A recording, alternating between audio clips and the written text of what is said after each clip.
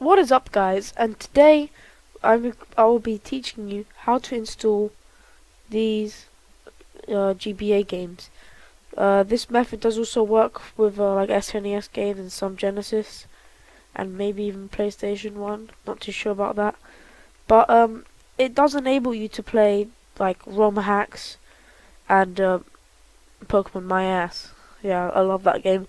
There's only one downside for me, is that it does save, as the previous version did not save. I'm just unable to go in it and record it. I don't know why. It's apparently because Pokemon enables NFC, and like Zelda and that stuff enables NFC during this. So I'm sorry that I can't show footage of it saving. But please take my word, it does. And I guess let's get right into the tutorial.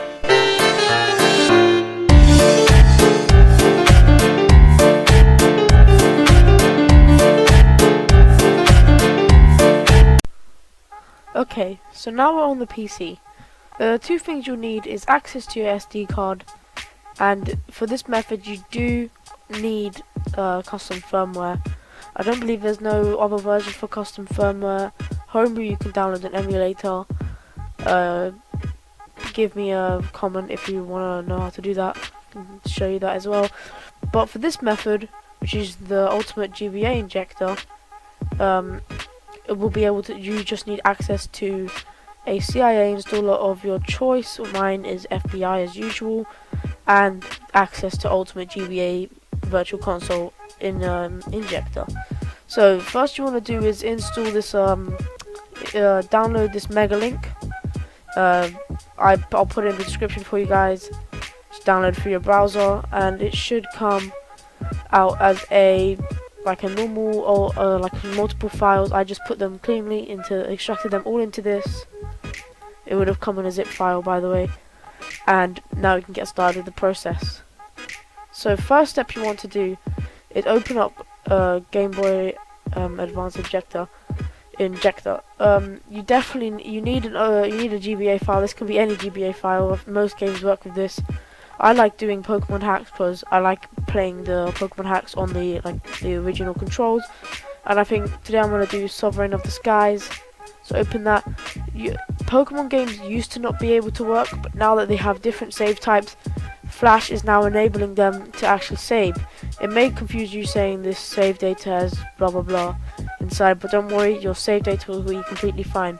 Okay, so let's go into the next one. Obviously, Pokemon hacks won't have an icon image, and you won't be able to download and set box art.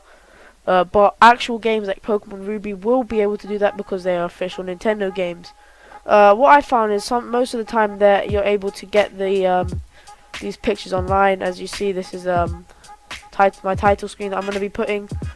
And yeah, so what you want to do is first put the names. I'm just going to do Pokemon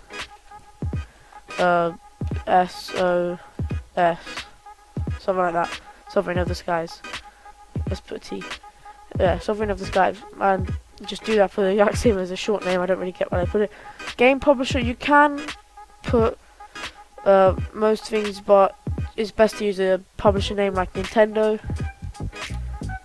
And a lot of people were seeming to get confused about I'm Bored OK, speaking about you. He has a great channel though. He thought download set box art for all of these ROM hacks and stuff. But you can actually just do the download and set ROM for only official games. But for now, I'm going to go to the desktops, look for my Pokemon file, and this is. And you see that will come up as the bottom screen when you're inside the 3DS. And next step, the 3D banner. This is what it will look like on your screen. It's just a preview. You can put the brightness up, put the brightness down. I'm keeping it as 64 just to because that's the proper one. That's the best. Banner text, you can change it if you want. I'm not really bothered about it. And here, load image. The inner image is this part here. You can download and set title screen as banner image, and it'll basically do the same thing as adding one of these things. But because I couldn't find any for Sovereign of the Skies, I only decided to just put a random cave one. I know what the game is anyway, so that doesn't really matter too much. Let's put that in. May look a bit retarded, but now it's VC perimeters. You don't really need to mess around with it. There is a sleep patch, but I don't personally use it because sometimes it just stops it from games running, and especially Pokemon.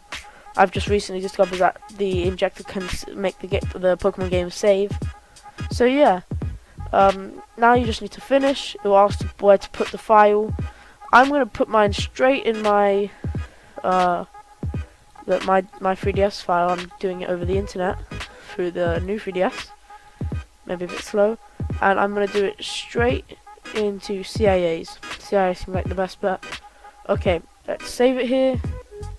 And my computer's relatively fast, so it should be able to do that quick. Let me just close these tabs for you. Just wait until this finishes. It can take a long time sometimes, especially ROM hacks from all the editing they do and stuff. But once this is finished, it will be perfect. Right, we're back on track. Sorry for that little interruption there. It seemed like when I was putting the CIA file into the 3DS, it didn't really work well.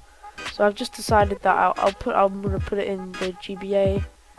Let me just find it. The CIA. Here's my CIA. Move that here. Yep. There we go. And as this is finished, I can close. And it should be here any second now. There it is.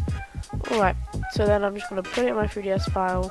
If this doesn't work, then I just have to take my micro SD card out. Okay, just wait for this to load. Okay, so now you need to navigate to FBI, open it,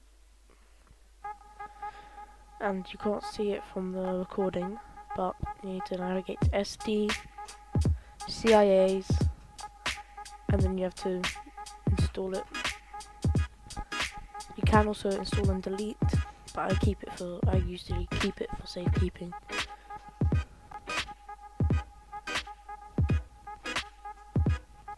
Just waiting a bit here for it to install. Okay, so now you should see a new software has been added. Open it up, and there's your ROM. Remember, I still can't show it, I don't know why, it just doesn't allow you to record it. But thanks for watching. Bye. Oh, I wanna be like you. I wanna walk like you, talk like you, you say it's true.